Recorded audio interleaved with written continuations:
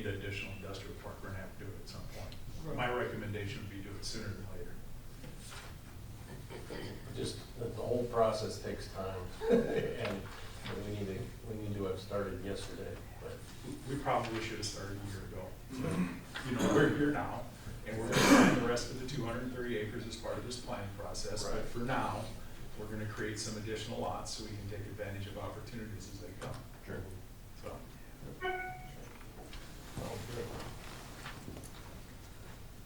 Make a motion to approve an agreement for professional services with ISG Inc. with fees not to exceed $17,500 for design and plating of Lamar's Industrial Park 4th Edition.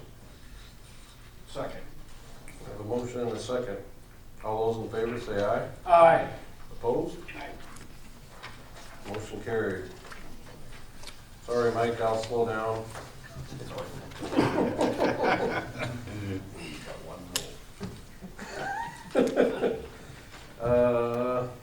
Sale of property, 331 First Street Northeast. The city received 6 offers on the old Public Works property located at 331 First Street Northeast. Offers were accepted until the end of day, December 31st, 2022. Offers ranged from $100,000 to $305,000.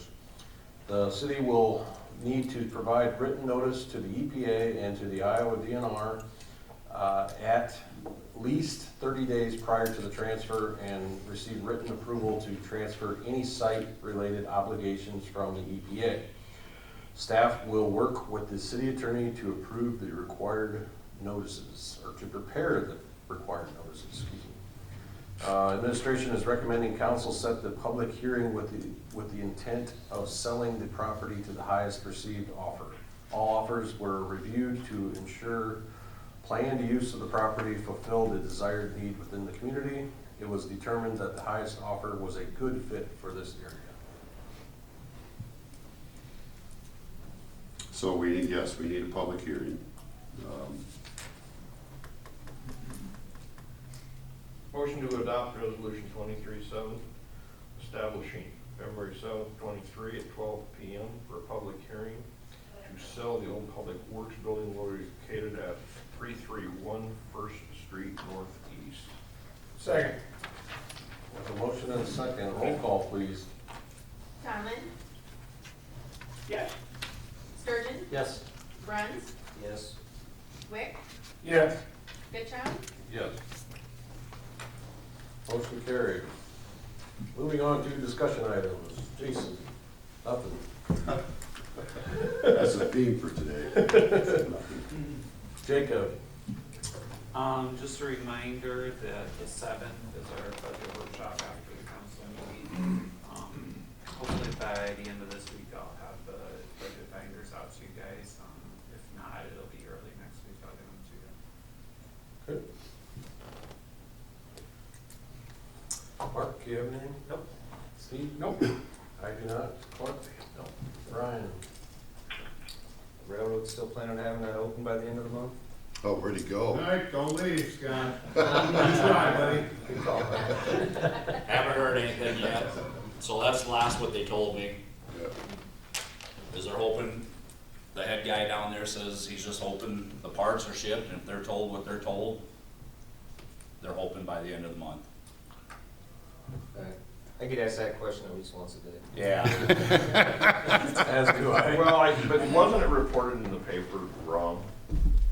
Because my wife told me about it, and I said, I didn't hear that at council. She had heard that, or somebody had reported that the parts were in, and I said, I wasn't at that council meeting. No, I think Jason might have mentioned that and that's what I told him, is they're hoping that, the parts come in and it'll be finished they're hoping to have it done by the end of the month, but that's all Rick could tell me down there. I thought I read that. I thought it was right. So I don't know where she got that from. Okay, can we be proactively looking at putting up a guardrail? And I realize it's gonna take railroad right away and stuff, but Didn't the railroad reach out and want to discuss that intersection? And that's, Yeah. and then that's gonna go to public safety, right? So we had a meeting lined up earlier in the spring. They contacted me to set up a meeting, and then Jason, and then that head safety guy, I don't know if he either left the railroad or he pursued a different job, so it kinda got dropped. So I haven't heard anymore, but then talking to Rick, visiting with him, he's the head guy that's working on getting the parks and stuff ordered, he just says, you know, there will be another meeting. And I said, yes, that's fine, we wanna get together and figure out what we can do. So right now, I mean, yeah, you're in this railroad right away, so nothing can be done Without them. without them. But we put the turning lane in on the highway. Yeah, that's just outside the right of way, but like I told Jason right now, if we do get that stuff fixed, maybe what we can do is leave our, barricades up in that turn lane and keep that blocked, keep them out in that northbound lane, but that way they would have to swing out and try to make that corner. Okay, I drive a semi. Yeah, We have got to do something there because that is a non-negotiable intersection. Even if you have somebody swinging out, he's gonna get into westbound traffic coming down off the tracks headed for Walmart. It's a mess. yeah, it And is. so if that turning lane is outside of the railroad's right of way, you follow me? Yeah, Then a barricade needs to be out in that turning lane area in order to force trucks to not be able to get into that turning lane. get into that turn area. So I don't, So leaving those barrels up right now, the way we got them, is out in that turning lane, keeping everybody in the northbound lane. as a temporary solution. As a temporary solution, Yes. until we sit down and figure out, some comments that they made, and I told Jason, and I don't, not for sure who else was on the email or whatever, but one thing is, the same thing they're doing over here on Highway 3, is they're gonna put those cross arms that come down. The highway's too wide, so people can sneak between it. So that's why they're putting a median down the middle over Right, it. all right. So that was talked about, that was just a suggestion, not what they're gonna do, but they wanted to put an island in there. So then it would bring it down to one-way traffic, you wouldn't have double lanes there. That way they can move their pillars, their mast arms back farther. Yeah. They can't move them back farther now because it's too wide and people can cut through there. Okay. So, but there's been, so we can leave those barrels up just to see if, you know what I'm saying, until we have a meeting and see what the solution's gonna be. Because I'm gonna side with the railroad. I'd hate to see us have them fix it and we turn right around and screw it up again. Yeah. And not us. I mean, I Yeah. get it, but we allow it to be screwed Yeah. up again, because it is a problem. Yeah. So just put it on your radar. But yeah, as soon as I hear anything, I'll let you guys know, let Jason know, but that's the last I heard. Okay. I mean, we could always, the proactive part would be to go out there and tear that concrete out right now. I'd like us to be proactive rather than ending up with a median and one-way traffic. And the cheapest and simplest solution, in my opinion, is totally restrict right-hand turn truck traffic there. Not allow it. Yeah. Semis can't go there and turn right. You see it all over where semis can do things and can't do things. Yeah. So that would be the cheapest and simplest. Mike? Well, I think the answer is to reach out to the railroad and see what their suggestion is, bring it to your public safety committee, have that committee reach out to the industry in town to make sure that we're not stepping on everybody's toes and do it the right way. Maybe we reroute traffic, maybe we put in a median, maybe we do a guardrail. But I think all things need to be explored, in my opinion. Well, I think But there's, you need to talk to your industry where those trucks are going. yeah, I think their solution is gonna be the medians. But I'm hoping that they will go for the removal of that turning lane before medians. Okay. Okay. Yeah, a guardrail's a good thought, but I still think a semi is gonna go up over top of that guard. I just think we're gonna be out there fixing it nonstop. If we tear that concrete out, whether we gotta put some big bollards in there with cement in them, you know what I'm saying, so that if they hit it. It does some damage, you know what I'm saying? Absolutely. But, we'd have to actually do some traffic light, we'd have to take some of the traffic lights out, take some of our zones out, so there'd be some other things out that we'd have to do at that intersection instead of just tearing, but we can do it, it's fixable. Yep. Yeah. Thank you. Okay. Mike, do you have anything, or are you done, Brian? Yeah, no, that's it. Okay. Mike, do you have anything? I'm good, thank you. Okay. Motion adjourned. Oh, wait. You asked for it. I guess we gotta hear some annual reports from wastewater, water, economic development, and fire rescue. Street have anything associated with the budget at all? Do you have anything? Where committees or? I mean, I can give a little update. So we're done with committee meetings. When we started off, property tax revenues, the levy 11.9, we're down a little bit this year. Just because valuations didn't really increase, we increased our, what we took from TIF. So property tax dollars that the city receives went down slightly. So we were looking at a pretty big shortfall when we went in committees. We chipped away at that pretty good. I don't have final figures quite yet on where we're at, but we still will have some ground to make up. But we made a big chip in where we were at. Thanks, Jay. Did you say water needed to go first, or wastewater? Yeah, water. Water.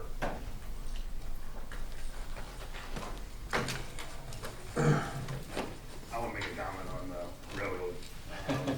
Putting them there, because you got those cement pillars that are in there, them things don't work. Trucks go right through them. In my own report I have where by NORAM, we had a fire hydrant there.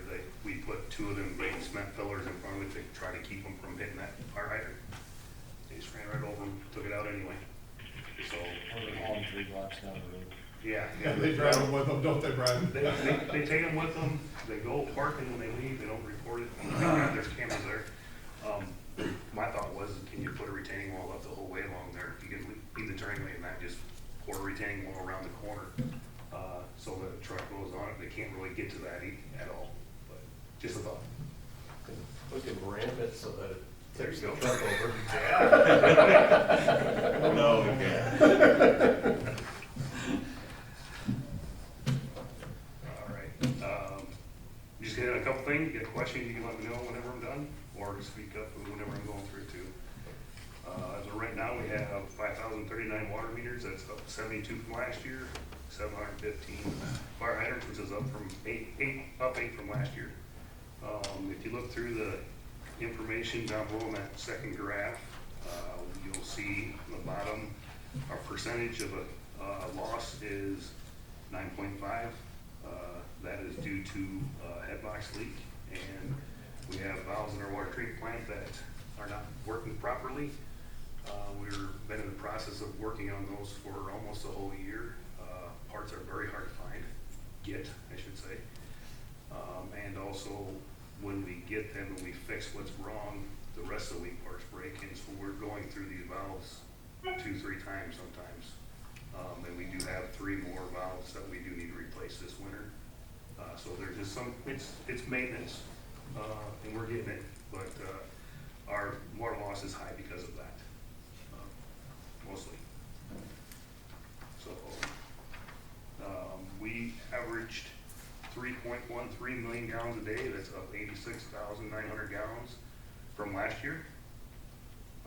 We have used a lot more water, or people have used a lot more water. On the second page, you got the work completed in 2022 and 2021.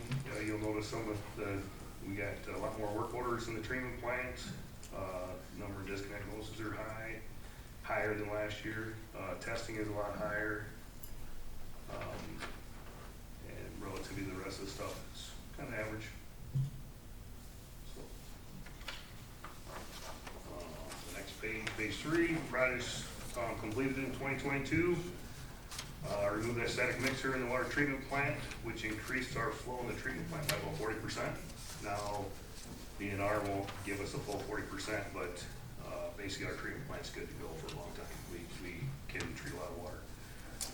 We installed a static mixer in the reservoir in the water tower 1. I had to get permission from DNR to do that. That's just going to make better water quality for us. Liquid engineering came and fixed a hole we had in our head box. That's also part of a contributing factor to our high water losses this year. So that took a little while to get them lined up to get here, to get it fixed. And it takes a process with the DNR and that to get that done. We started rebuilding our chlorinators or chlorinating equipment on hand instead of hiring it out. We had the guy come and kind of show us what they do to rebuild them, and we're capable of doing the same thing, so we're doing that in-house. Sergeant came and pulled well 7. It's not in good shape at all. It is still going to this day. They did it last February. I thought it would last a year and that'd be about it. We might get a little bit more out of it, but it's not gonna be around for very much longer. We completed 2 RO pilots, one with Wiggins, that was after filtration, and then Desaltec, that's after, or straight from the well. We got the Wiggins report back. We should have the Desaltec one, I would say, end of January, first part of February, they'll have their recommendations. We are still running that pilot until the first part of February. We're trying some different things. It's not costing us anything to do it right now. So until they come pick it up, we're still running it and tweaking some things. We finished 8th Street job where we took 5 blocks of 4-inch main and eliminated them, moved all the services over to the 8-inch. So that just basically took a mile out of our distribution system that we don't have to maintain anymore for really no good reason to have it there, since we already had an 8-inch line on that same block, them same blocks. Relocated that fire hydrant by NORAM. We had a, like I said, the companies keep hitting it and taking them out. Well, the last one we caught, they paid for us to relocate that thing, so it didn't cost taxpayers any money to do that. That trucking company was more than willing to do it. Lamar's Water Department and Iowa Water put on a class December 1st for area operators. Gave them a tour of our treatment plant and did some demonstrations on Easy Valve and some other things. They were able to get CEUs without having to go anywhere. And then it just gives us a little bit more of contact and gives everybody more people to talk to if you have problems, questions, that kind of thing. In doing that, I was asked by I-Warn to be their Region 3 contact person. So if anybody in Northwest Iowa does have any questions, I'm the contact to give a call to. Might not know the answer, but almost I'm gonna take care of for them in contact with. So we installed 3 easy valves for the city of Lamar's, 38 easy valves for other towns. That was a revenue of $65,200 we brought in for doing that. 2 of them were emergencies that they would not have been able to fix their water leak if we weren't there to do that job. So that is picking up a little more. That was revenue of how much, Rich? $65,200. 65 grand. Yeah. So, then we installed 1,100 feet of 8-inch water main at the golf course. We have about 700 more to go. And if you see the pictures in there, that shows us taking out that static mixer in the treatment plant. And then the bottom left one, that's the diver. They have to be disinfected before they go in there to fix it. So that's what that picture is. And then the last page, just work that we're planning on doing this year. So, any questions? Do you know about how many hours you spend working at other towns for those easy valves, roughly?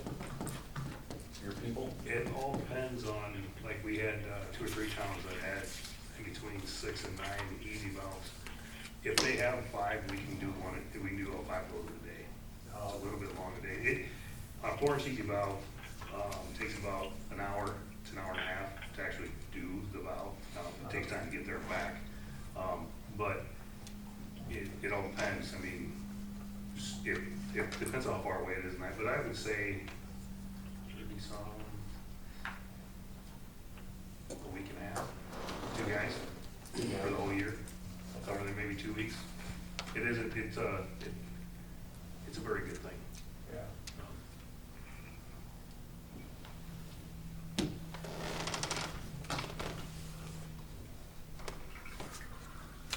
If you have any questions, I'll leave it to the next one. Thank you. Thank you.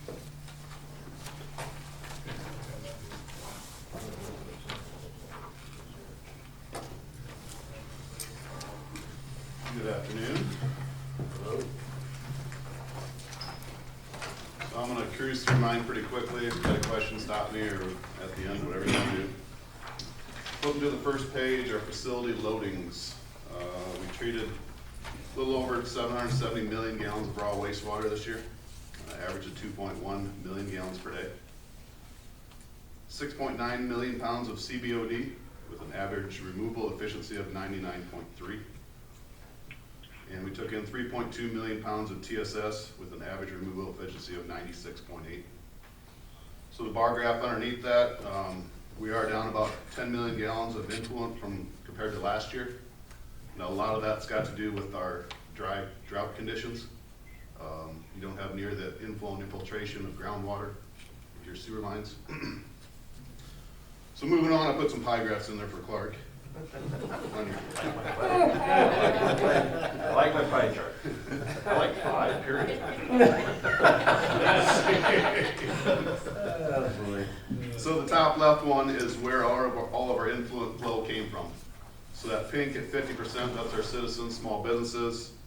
The green at 38% is wells, and then your blue at 12% is Kemp's DFA. Which it's interesting to see that. Then you start moving to the right there where all of our CBOD came from. Paints a little bit different picture. So citizens and small business are only 9% of the load. Wells is 68%, got Kemp's and DFA at 23. The bottom left is your TSS, about the same story as CBOD. How do those compare to previous years? Are they Pretty consistent? similar, yeah, they stay pretty similar.